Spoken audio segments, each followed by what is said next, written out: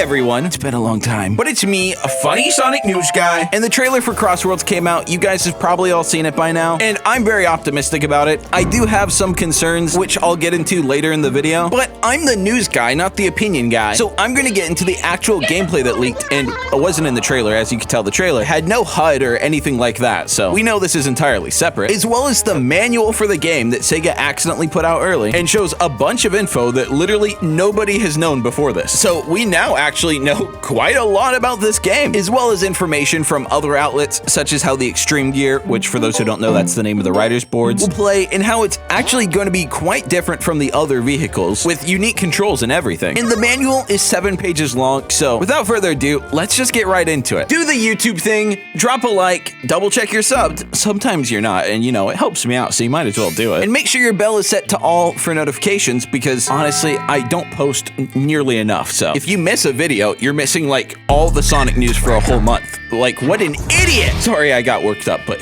I hate to see you guys be such fools! So let's start with the manual. The first page doesn't have too much info on it, we'll just breeze through it quickly. The only thing that I find really surprising here, and I think is worth noting, is that this game is actually going to be an Unreal Engine, and isn't going to be an Hedgehog engine, something that Sega actually announced quite a long time ago, but this is the first title we're truly seeing it come to fruition with. Now, are they going to pull a Halo and all titles in the future will run on Unreal? That's not certain. You know, this is a spin-off title. The rules of mainline Sonic don't really apply here, but it's also worth noting that this game, unlike literally all the other racing games up until the Riders games, is not made by Sumo Digital, the creators of Forza, Team Sonic Racing, Racing Transformed, All-Star the first one, you know, all of them. But this one is made by Sonic Team themselves, and that's where I get a little bit worried, to be honest, but we'll get into that later, as the Sonic team making this game is not the same Sonic team at all who made Sonic Riders over 20 years ago, as well as the fact that both Riders sequels were quite poorly received, with the last one being the Kinect game. Oh gosh! But let's continue through this manual. Pages 2 and 3 are different control layouts, standard and then Team Sonic Racing controls, and whether you're on land, in flight, or on water, the controls are all about the same. It's going to be like Racing Transformed. The only thing that I find a little odd is in flight has an air drift. I don't really know how that would work. How do you drift in air? I don't even know why I'd ask that. This game isn't trying to be realistic or anything. Also, these two control layouts are literally quite exactly the same. The only single difference is the item and accelerate are swapped.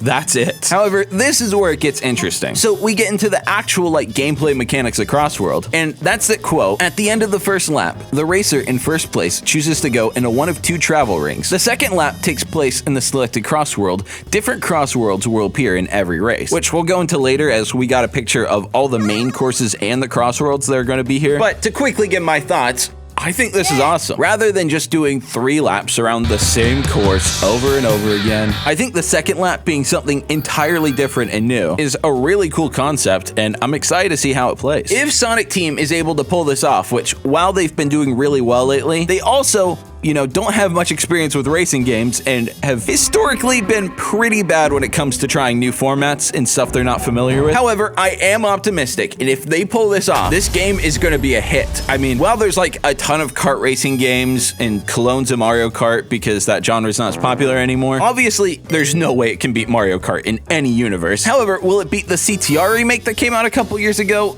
Just maybe. Another interesting thing is that air tricks are performed with the left stick, so I don't know, that's unique. And they give you a speed boost depending on how many you do, so this could be a really easy way to just speed through the levels if you're good at doing the tricks. Also, like previously, your max speed will increase based on how many rings you have, and it says, quote, speed also increases based on ring collection timing, and I'm not sure what that means. Is there a timer to get the rings? We don't know yet. But what I find really interesting, and is really make it or break it when it comes to these kart racing games, is the item selection and whether it's really good or really and we have the full list here, with a lot of the items actually being based around Wisp, as well as Chow being here. Dude, the item list is crazy. So I'll quickly go through all of them. Boost is the normal Wisp, You don't really have to explain it. You all know what it is. Triple boost, same thing, but 3 times. But the next one is laser. I said it like that because that's how the announcer says it. And you transform into a laser and move at high speeds toward the machine that's ahead. Next is drill. You transform into a drill and move automatically towards the finish line. So kind of like a bullet bill, or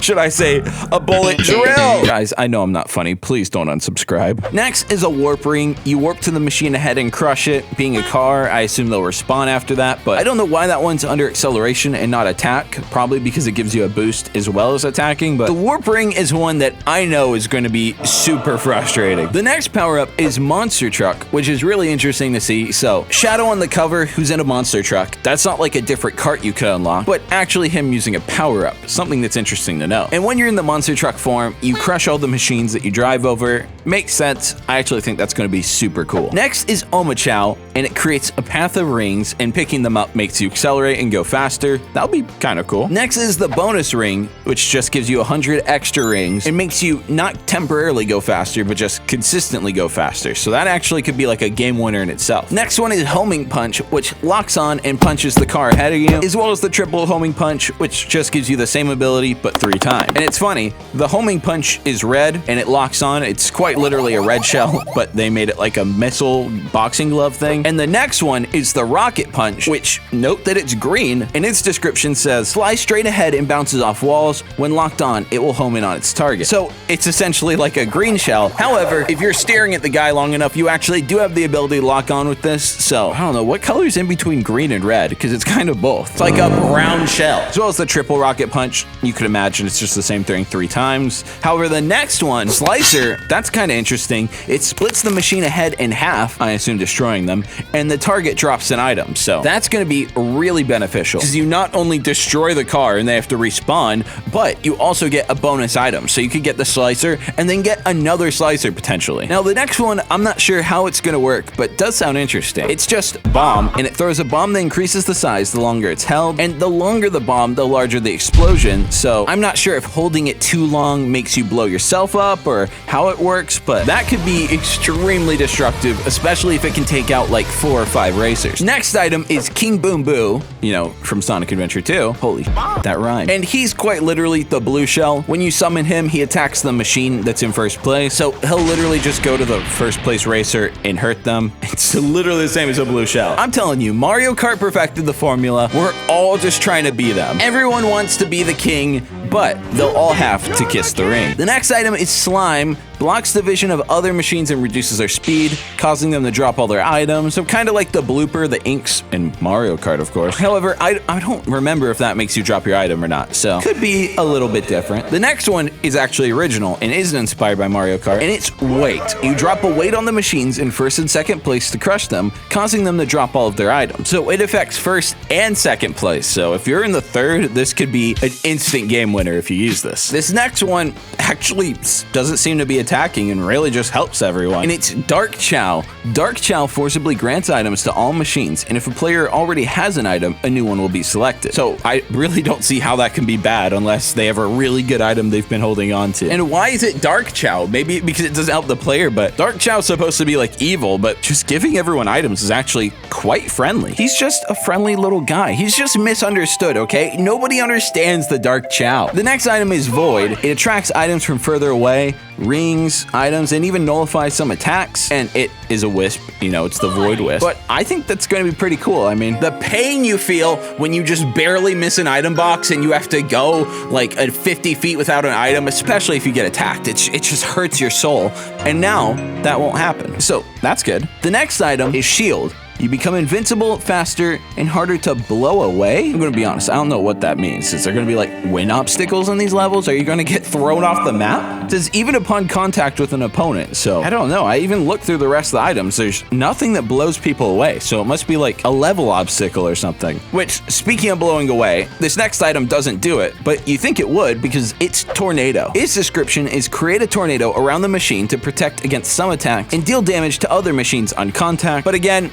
no blowing away, so I don't know what that is. You'd expect it to, but it doesn't. Now, the next item is the spiked iron ball, something that we actually see in one of the leaked gameplay screenshots. And this is a road hazard that can be thrown ahead or placed behind on the track. Imagine like the banana for Mario Kart if it was spiky and powerful and lethal and destroyed your enemies. Now, the next item is also interesting because it doesn't do what you'd expect. It's magnet, but it doesn't attract items towards you. Rather, it's thrown ahead or placed behind you, and it attracts the machines, aka racers, to it. So they have to intentionally steer away from it. It will slow them down. Really interesting. I've actually never seen one of these in like a racing kart game before. Now, the next list is gadgets. I'm not gonna go through this one by one because most of these aren't even that significant. They're just kind of like luck increasers for different items, or it makes you do certain things faster. And they're all equipped in the garage. They're not something you'll find on the tracks themselves. So when you first start the game, you're actually gonna have none of these. Maybe like one or two, but you're not gonna have the full list. So I'm just gonna scroll through the list on screen. You can pause if you want. Some of these are cool, like the one that multiplies your rings by 2.5. That's kind of cool. The only ones that I specifically want to mention because it, hints at features in the game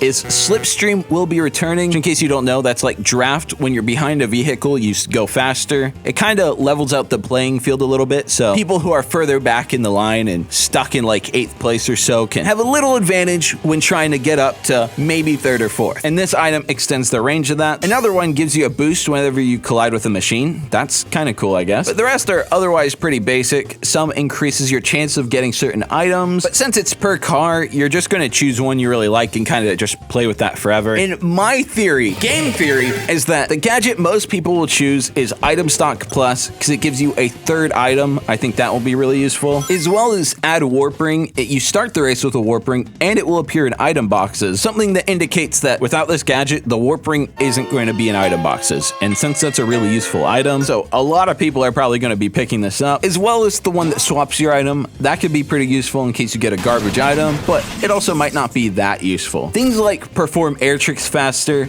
I'm going to be honest, I don't think anyone's going to use because the other gadgets are just so much more advantageous. Like the Slipstream one is cool, but I don't think anyone's going to pick it over a couple of these other ones. The next page has some recommended gadgets and recommended gadget combinations, but I assume they also have balancing in mind with this because some of these, I don't know why you would do it. Like, it actually says it recommends the Air Tricks Faster one that I just specifically said I wouldn't use. I don't know why I would choose that over getting a 3rd item. That seems way more advantageous to me, especially with the fact that you can combine these gadgets. Some of these are going to be really OP and they're going to have to nerf them through updates and stuff because there's some combinations that are just brutal and you will just destroy the competition. And I assume that's the point of an early access test. Like, that's why they're doing closed beta testing, to make sure everything's not too unbalanced. And I think really quickly they're going to find out that the lack of balance is in fact the case, but I could be wrong. I'll keep my odds open. I might be totally off and the game's super well balanced. It's just rating this, it doesn't sound like it's going to be that well balanced, to be honest, but that's the point of testing. That's the point. It'll probably in time balance itself out as well because everyone is going to pick the good gadgets and no one will pick the bad ones, especially with how many there are. There's a lot of gadgets here that's like, why? This one says get rings when using boost items to cross runoff areas.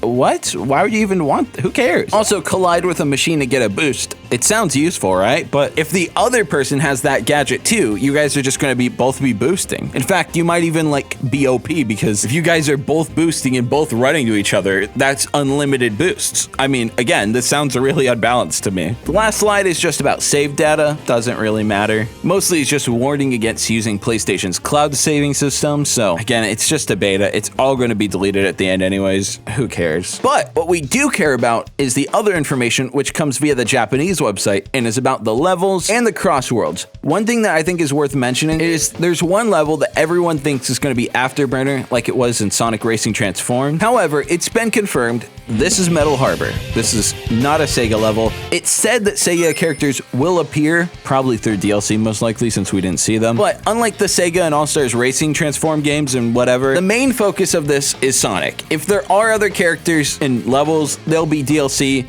The main focus is Sonic. Also, while they have Ocean View in here, there's another level that everyone thinks is also Ocean View. That is Water Palace. It's a different level. I think that's also worth noting. Now, for the Crossworlds, there's a dinosaur one, there's the Kraken or Squid Meme one, there's something that looks like Casino Night. I mean, it's definitely casino themed. I don't know if it's specifically that. There's like a Chinese New Year dragon one, and then a cloud like sky one. That's pretty cool as well. Kind of reminds me of Dream Team's aesthetic. And the main roster for the beta is Sonic, Tails, Knuckles, Amy, Shadow, Cream, Eggman, Omega, and I'm gonna be honest, I didn't play Lost World. I don't know the name of this Zeddy. I'm sorry. Fake fan! Fake fan! Now, the closed beta will not have the writers boards, so we don't really know how that's going to play, but from Sega's website, we know it will be playing different. They say it will be more streamlined. Again, we haven't seen gameplay of it. We just know it will play differently. There is leaked screenshots of the gameplay floating out there, so we know somebody has it. So it will probably surface within the coming week or so, because somebody has this. It's also worth noting that the full game roster will be significantly bigger. Here's a screenshot of it, or what we have for now. There is a missing slot that we don't know who that will be. And yes, Zavik is in the game, okay? I know a lot of you Zavik stans are going to be applauding, cheering. Cheer if you must, okay? Also, you don't necessarily have to ride in your player's cart. As we see from this screenshot, everyone is in their own cart, except for if you look in the background, there's another Sonic and another Tails that are in something entirely different. Sonic's in like a Jeep with like a tractor push. What is this? And Tails is in a car that looks like a Motobug, so there's going to be a lot of unlockable vehicles, or at least that's the assumption. Why would I say it's the assumption? That's definitely a fact. That's the way it's going to be for sure. For the leaked screenshots, these come courtesy of an account called @SonicLeaks, who right after these were posted, privated their account and then deleted it. And people were debating whether they were real or not. I was in a call with people who were certain they were Mario Kart mods, and I was like, no, these are definitely real. And one day later, they're obviously real, as we know now. But we see they're actually playing the game. There's a title screen, there's some debug text in the top left, and these screenshots are really low quality. However, the ones posted on Twitter initially were higher quality, but, and this is really funny, the guy who reposted them, and it's the only reason we have any left, is because he screenshotted them on his phone. He didn't download the picture and save it. He screenshotted it.